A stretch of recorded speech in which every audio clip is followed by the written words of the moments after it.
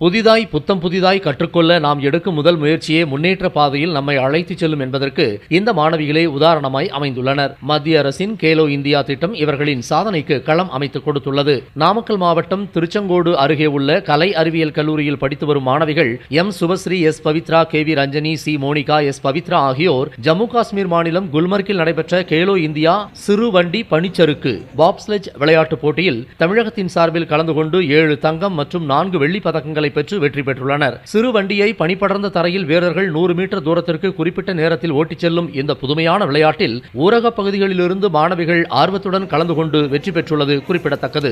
மணலை நிரப்பி அதில் பயிற்சி எடுத்துக்கொண்டு இப்போட்டிக்கு தங்களை தயார்படுத்திக் கொண்டுள்ளதாக மாணவிகள் தெரிவிக்கின்றனர். என் பேர் எம். சுபஸ்ரீ. நான் KSR college of arts and science for விமனில் படிக்கிறேன். எங்களுக்கு தங்கக்கூடிய இடம், அங்கேருந்து ட்ராவல் எல்லாமே கவர்மெண்ட் தான் பார்த்துக்கிட்டாங்க. இப்போ இந்த கேம் நம்ம தமிழ்நாடை ரெப்ரசென்ட் பண்ணி விளாண்டுருக்கோம். நெக்ஸ்ட் இந்தியாவை ரெப்ரசென்ட் பண்ணி விளையாடுறதுக்காக சொல்லியிருக்காங்க. என் பேர் பவித்ரா. நான் first B Com CA, first Asian championship, அதுக்கப்புறம் இன்டர்நேஷ்னல் சாம்பியன்ஷிப், அதுக்கப்புறம் ஒலிம்பிக் போகும். அதுக்கு செலக்ட் ஆகிறதுக்கு ஒரு வாய்ப்பு இருக்குது. அதுக்கு ஃபஸ்ட்டு அடித்தளமாக கேலோ இந்தியா மீட்டில் நாங்கள் வின் பண்ணது எங்களுக்கு ஒரு ஃபஸ்ட் ஸ்டெப்பாக இருக்கும். இன்னும் நாங்கள் இந்தியாவை பெருமைப்படுத்துறதுக்கு இன்டர்நேஷ்னல் லெவல் வரைக்கும் போய் கண்டிப்பாக நாங்கள் பெருமைப்படுத்துவோம். எங்களுக்கு நம்பிக்கை இருக்குது.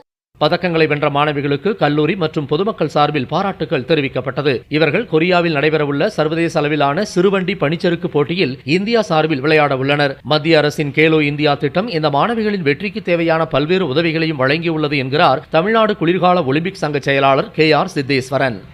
ஸோ நாங்கள் எப்போ ஒரு மேட்ச் ஆர்கனைஸ் பண்ணாலும், நேஷனல் லெவலில் இல்லை கேலோ இந்தியா ஆர்கனைஸ் பண்ணாலும் ஒரு 10 days இல்லைனா 20 days பிஃபோரே நாங்கள் ஜம்மு காஷ்மீர் ட்ராவல் பண்ணிவிட்டு அங்கேயே ப்ராக்டிஸ் பண்ணி அங்கேயே மேட்ச் விளையாண்டுட்டு வின் பண்ணிட்டு வருவோம். ஒலிம்பிக்ஸ் குவாலிஃபை ஆகிறது தான் ஒரு குழந்தையோடைய, அதாவது ஒரு பிளேயரோடைய அதிகபட்ச எதிர்பார்ப்பாக இருக்கும். ஸோ அதுக்கு இது ஒரு நல்ல வாய்ப்பாக இருக்கும்.